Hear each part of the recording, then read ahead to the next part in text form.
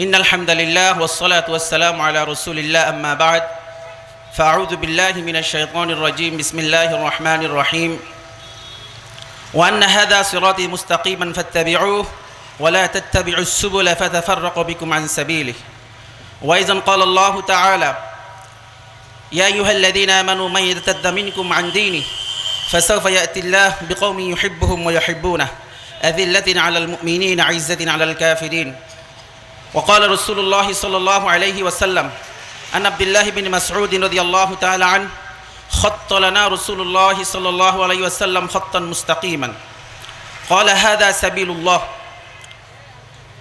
وخط رسول الله صلى الله عليه وسلم خطوطا عن يمين وشمال قال هذا سبل الشيطان أو كما قال عليه الصلاة والسلام আমরা আল্লাহ শুকরিয়া আদায় করছি আল্লাহ সুবহানাহু ওয়া তাআলা সময়ের করুণ মুহূর্তে আমাদেরকে দ্বীনের কিছু কথা শোনার এবং বলার তৌফিক দিয়েছেন। এটা আল্লাহর পক্ষ থেকে আমাদের পক্ষে অনুগ্রহ তৌফিক, আমরা শুকরিয়া আদায় করছি আলহামদুলিল্লাহ। সময় অত্যন্ত সংক্ষিপ্ত, আমার আরেকটা প্রোগ্রাম রয়েছে 7:30টায়। আমি কর্তৃপক্ষকে বলেছিলাম যে আমাকে একটু দিয়ে দেওয়ার জন্য। তো আমি সংক্ষিপ্ত সময়ের মধ্যে দুই একটা কথা বলতে চাই। এটা হেফাজত ইসলাম অক্সিজেন শাখা কর্তৃক আয়োজিত। হেফাজত ইসলাম তার নিজস্ব আইডিওলজি আছে, নিজস্ব কর্মপন্থা আছে। এটা একটা অরাজনৈতিক সংগঠন। হেফাজত ইসলামের মধ্যে অনেক রাজনৈতিক ব্যক্তিরা আছে। আমাদের সংগ্রামী আমির অরাজনৈতিক ব্যক্তি, আমাদের সংগ্রামী মহাসচিব অরাজনৈতিক ব্যক্তি। হেফাজতের সূচনা থেকে পর্যন্ত যারা আমির হয়েছেন, মহাসচিব হয়েছেন, তারা অরাজনৈতিক ব্যক্তি ছিলেন। হ্যাঁ, হেফাজতের মধ্যে কিছু রাজনৈতিক ব্যক্তিরা থাকে, তারা তাদের ব্যক্তিগত, তাদের বিভিন্ন দল আছে, তাদের দল নিয়ে রাজনীতি করে। এই মঞ্চ কোনো রাজনীতির মঞ্চ নয়। এখানে আমরা আকীদার কথা বলবো, এখানে আমরা দ্বীন বিজয়ের কথা বলবো। রাজনৈতিক মঞ্চ অনেক আছে, প্রত্যেকের ভ্যালুস, মূল্যবোধ, প্রত্যেকের যুক্তি তর্ক, আপনাদের প্রত্যেকের রাজনৈতিক মঞ্চ আছে। স্ব মঞ্চে আপনারা প্রত্যেকের বক্তব্য দিবেন। আমরা কোনো আপনাদের কোনো রাজনৈতিক বক্তব্যের আমরা কোনো বিরোধিতা করছি না এখানে। যেহেতু এটা হেফাজতের মঞ্চ, এটা অরাজনৈতিক মঞ্চ। হেফাজতের মঞ্চে কাউকে নসিহা দেওয়ার জন্য আসতে হবে না। এই বাংলাদেশে একমাত্র সংগঠন যেটা রাসূলের শানে রক্ত দিয়েছে, বাংলাদেশে আর কোনো সংগঠনের কোনো ইতিহাস নাই যে রাসূলের শানে তারা রক্ত দিয়েছে। তারা হয়তো তাদের নেতার জন্য রক্ত দিয়েছে, তাদের কর্মীর জন্য রক্ত দিয়েছে, দেশের জন্য রক্ত দিয়েছে, হতে পারে, কিন্তু একমাত্র রাসূলের শানে গুস্তাখদের বিরুদ্ধে নজরানা দিয়েছে, রক্ত দিয়েছে একমাত্র সংগঠন হেফাজত ইসলাম বাংলাদেশ। অতএব হেফাজত 2013 সালে রক্ত দিয়েছে, হেফাজত 2018 সালে রক্ত দিয়েছে, হেফাজত 2021 সালে রক্ত দিয়েছে, হেফাজত 2024 সালে রক্ত দিয়েছে। আজকে হেফাজত ইসলাম একটা মজলুম কাফেলা, শহীদি কাফেলা, রক্ত দেয় নাওয়ালা কাফেলা। এই হেফাজত আল্লামা আহমদ শফি রহিমাহুল্লাহ আধ্যাত্মিক মহান আধ্যাত্মিকতা, আল্লামা জুনাইদ বাবনগরী রহিমাহুল্লাহ তাআলার মহান সংগ্রামী চেতনার উপর দাঁড়িয়ে বাংলাদেশের মানুষকে ডাক দিয়েছিল। বাংলাদেশের সকল দল মত নির্বিশেষে পঙ্গপালের মতো শাপলা সত্তরে উপস্থিত হয়েছিল। কোন দলের ব্যানার নয়, শুধুমাত্র ইজ্জত রক্ষা করার জন্য সেদিন হেফাজতের ডাকে সকলে একত্রিত হয়েছিল। হেফাজত যদি অন্য কোনো ডাক দিত, তাদের ব্যক্তিগত কোনো বিষয়ে ডাক দিত, অন্য কোনো রাজনৈতিক কিছুতে ডাক দিত, বাংলাদেশের লক্ষ লক্ষ কোটি কোটি জনতা সেদিন ঢাকার শাপলা চত্বরে একত্রিত হতো না। হেফাজত ডাক দিয়েছিল নবীর শান রক্ষা করার জন্য, হেফাজত ডাক দিয়েছে আল্লাহর শান রক্ষা করার জন্য। যখন শাহবাগে আল্লাহর নামে গুস্তাখ হচ্ছিল, রাসূলের নামে গুস্তাখ হচ্ছিল, ছিল, তখন হেফাজতের আবির্ভূত হয়েছিল। অতএব হেফাজতকে নসিহা দেওয়ার জন্য ওই কৃতিত্ব বাংলাদেশে আর কোন সংগঠনের নাই, যারা আল্লাহর শান রক্ষা করার জন্য, রসুলের শান রক্ষা করার জন্য রক্ত দিয়েছে। এমন কোন সংগঠন থাকলে আপনারা আমাদের সামনে উপস্থাপন করুন। তারা কারা আমরা জানতে চাই তাদেরকে। তারা কারা? অনেকে রক্ত দিয়েছে বাংলাদেশে, অনেক দল রক্ত দিয়েছে, হয়তো তারা বাংলাদেশের জন্য দিয়েছে, সাধুবাদ তাদেরকে। বেশিরভাগই দিয়েছে দলের জন্য, রক্ত দিয়েছে, আল্লাহ রসুলের শানে রক্ত দিয়েছে। তারা কারা? একমাত্র হেফাজত ইসলাম বাংলাদেশ। এই শানের রেসালত, আজকে সম্মেলনের মূল শিরোনাম হচ্ছে শানের রেসালত। রাসূলের শান মান বর্ণনা করা হবে, রাসূলের ইজ্জতের কথা বলা হবে, রাসূলের শানে যারা গুস্তাখি করবে তাদের করণীয় কি, তাদের বিরুদ্ধে আমাদের কথা কি, সেই কথা কেন আলোচনা হবে। এটাই হচ্ছে শানের রেসালতের আলোচনা।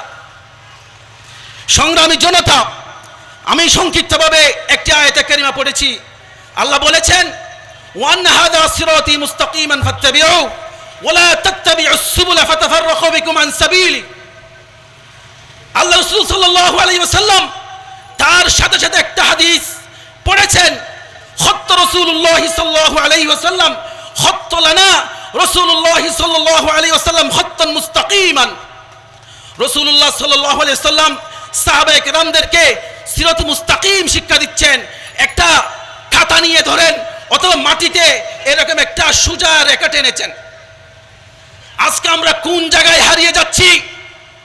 আমরা কোন জায়গায় দিন বিজয়ের জায়গায় পৌঁছতে পারতেছি না? আমরা কোন জায়গায় আমরা অলি গলিতে হারিয়ে যাচ্ছি? এই কথার মধ্যে আল্লাহ রাসূল সাল্লাল্লাহু আলাইহি ওয়াসাল্লাম আমাদেরকে শিখিয়ে গিয়েছেন। রাসূলুল্লাহ সাল্লাল্লাহু আলাইহি ওয়াসাল্লাম একটা সরল রেখা, সোজা রেখা টেনেছেন, বললেন এটা হচ্ছে হাদা সাবিলুল্লাহ, এটাই হচ্ছে আল্লাহর রাস্তা। ওয়া খাত্তা খুতুতান আন ইয়ামিনিন ওয়া শিমালিন, তিনি ডানে বামে আরো কিছু রেখা টেনেছেন। একটা সরল রেখা, একটা খাতার মধ্যে একটা সরল রেখা টানবেন, ডানে বামে কিছু রেখা টানবেন। সিরাত মুস্তাকিম শিক্ষা দিচ্ছেন রাসূলুল্লাহ সাল্লাল্লাহু আলাইহি ওয়াসাল্লাম। সিরাত মুস্তাকিমের বাইরে রাসূলুল্লাহ সাল্লাল্লাহু আলাইহি ওয়াসাল্লামের দেখানো সিরাত মুস্তাকিমের বাইরে যতই চেষ্টা করেন, যতই মেহনত করেন, ইতিহাস সাক্ষী কোনোদিন ইসলামকে বিজয়ী করা সম্ভব হয়নি। ইতিহাস সাক্ষী দিচ্ছে ওই পন্থায় দিন বিজয় হয়েছে, ওই পন্থায় ইসলাম বিজয় হয়েছে, যে পন্থায় রাসূলুল্লাহ সাল্লাল্লাহু আলাইহি ওয়াসাল্লাম বলে গিয়েছেন। রাসূলুল্লাহ সাল্লাল্লাহু আলাইহি ওয়াসাল্লাম একটা সরল রেখা টানলেন, তার ডানে বামে কিছু রেখা টানলেন, বললেন হাদা সাবিলুশ হাদা সুবুলুশ শাইতান, ডানে বামে এগুলো হচ্ছে শয়তানের রাস্তা। আজকে আমরা যারা দিন বিজয়ের কথা বলি, দিন বিজয়ের স্বপ্ন দেখি, আমরা দুই জায়গায় এই সিরাত মুস্তাকিম থেকে বিচ্যুত হয়েছি।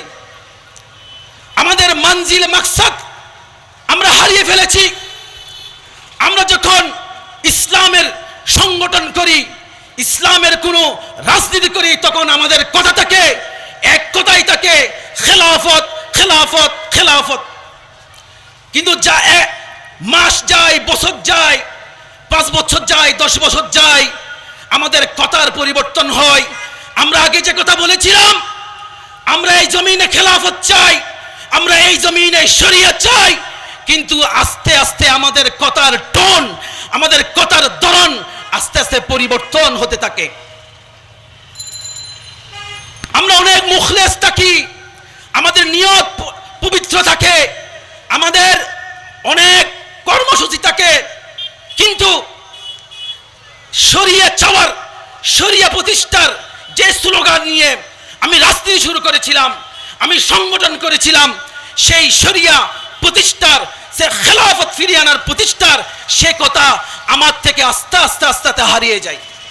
কেন? সেটা আমরা সিরাতে মুস্তাকিম থেকে সরে যাচ্ছি। সেজন্য সিরাতে মুস্তাকিম আঁকলেন রাসূলুল্লাহ সাল্লাল্লাহু আলাইহি ওয়াসাল্লাম, একটা সোজা রাস্তা, ডানে বামে একাধিক রাস্তা। রাসূল বললেন এগুলো শয়তানের রাস্তা, এগুলোর গাঁঠে গাঁঠে শয়তান বসে থাকে। শয়তান কি বলে?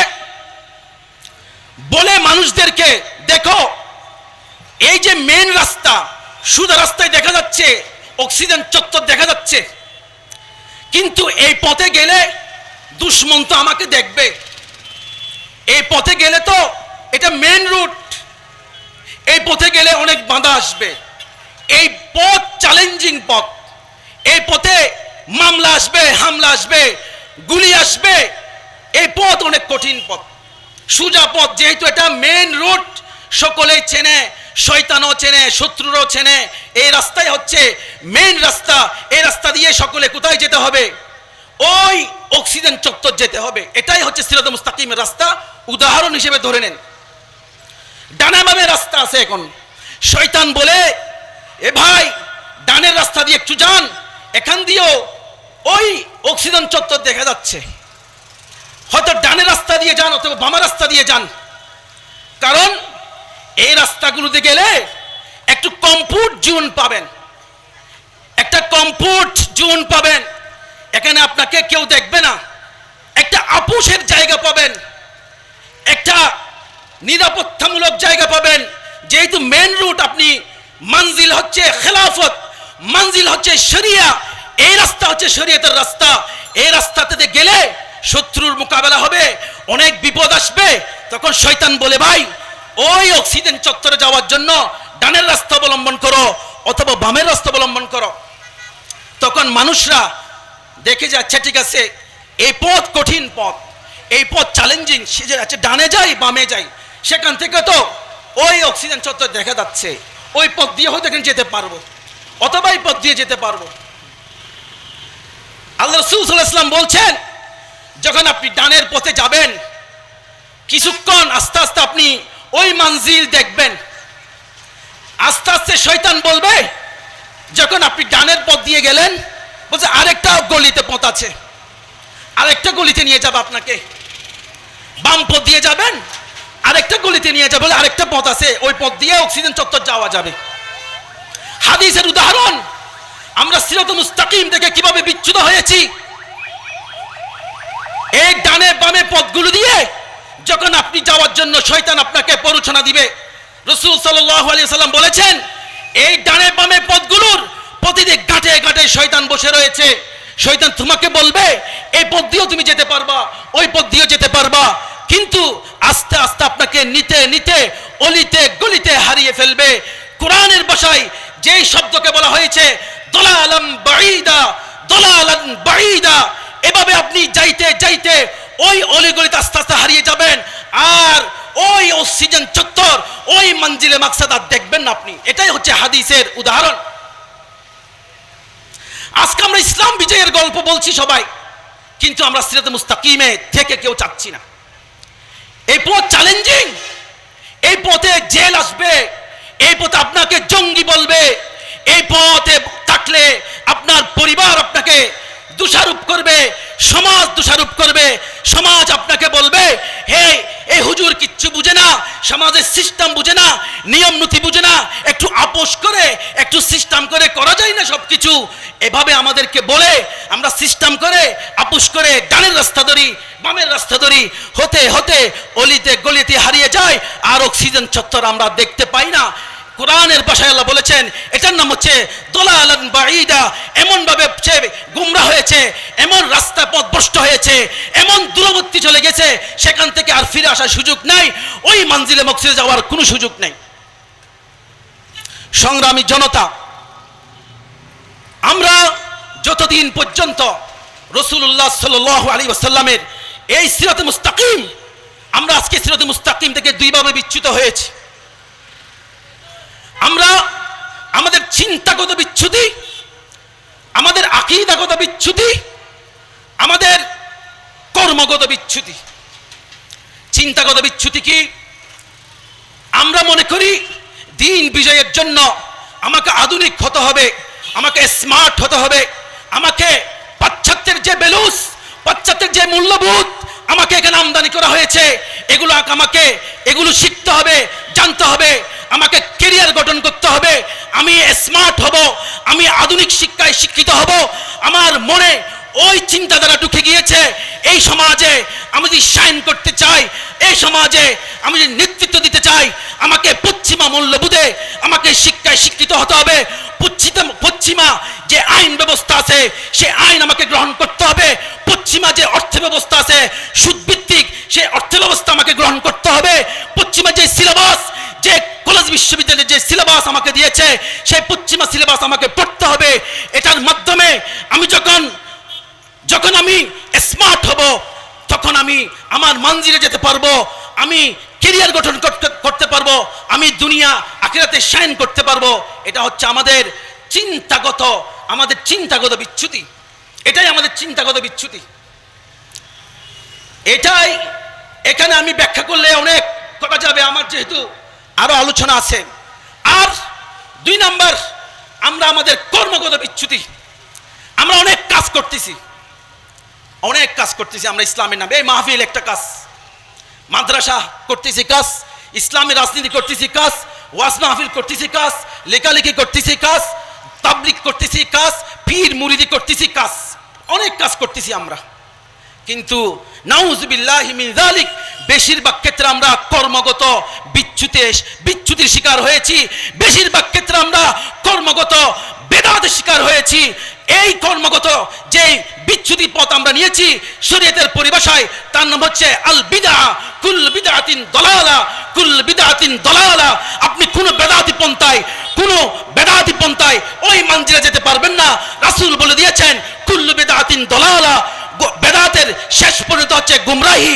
যতই চেষ্টা করেন, যতই হাত মারেন, যতই পা মারেন, আপনি ওই শরিয়া প্রতিষ্ঠার, ওই দ্বীন প্রতিষ্ঠার যে মঞ্জিল, সেই মঞ্জিল আপনি পৌঁছতে পারবেন না। মুহতারাম হাজিরিন, এই 2 সিরাতুল মুস্তাকিম থেকে চিন্তাগত বিচ্যুতির নাম হচ্ছে জাহিলিয়া। এই সমাজ জাহিলিয়া সমাজ। এই সমাজে ইসলামে মানুষ আছে, মুসলমান। এই সমাজ প্রকৃত মুসলমান যারা, প্রকৃত ইমানদার অনেক কম আছে। এই সমাজ একটা জাহিলিয়াতের সমাজ, এই সমাজ একটা বেদাতের সমাজ। যদিও অনেক কিছু হচ্ছে আমাদের সামনে, আল্লাহ সুবহানাহু ওয়া তাআলা আমাদেরকে ওই সিরাতুল মুস্তাকিমের উপর আসার জন্য, যে সিরাতুল মুস্তাকিম চ্যালেঞ্জিং, হ্যাঁ, যদি আমি মূল ট্রেকে থাকি, একদিন না একদিন যেতে পারবো, আমি যদি মূল ট্রেকে থাকি। কিন্তু আমি যদি ডানে বামে রাস্তায় যাই, আমি আস্তে আস্তে অলি গলিতে হারিয়ে যাব। আমি যদি মূল ট্রেকে থাকি, হামলা আসবে, মামলা আসবে, প্রতিরোধ হবে, লড়াই হবে, পাল্টা প্রতিরোধ হবে। কিন্তু আমার মঞ্জিল আমি দেখতে পাচ্ছি, সেই মঞ্জিল আমি পৌঁছতে পারবো। কিন্তু আমি যদি কমফোর্ট জোনের জন্য, সাময়িক আরামদায়কের জন্য, সাময়িক আপুষ্কামিতার জন্য ডানে বামে কোন রাস্তা ধরি, সেই রাস্তায় আপনি মঞ্জিলে মাকসাদে পৌঁছতে পারবেন না। এটাই বলা হয়েছে দালালান বাঈদা। এটাই বলা হয়েছে ওয়ান্না হাদা সিরাতি মুস্তাকিমান ফাত্তাবিউ ওয়া লা তাত্তাবিউস সুবুলা ফাতাফাররাকু বিকুম আন সাবিলি। সাদাকাল্লাহুল আযীম ওয়া আখিরু দাওয়ানা আলহামদুলিল্লাহি রাব্বিল আলামিন। ওয়াসসালামু আলাইকুম ওয়া রাহমাতুল্লাহ।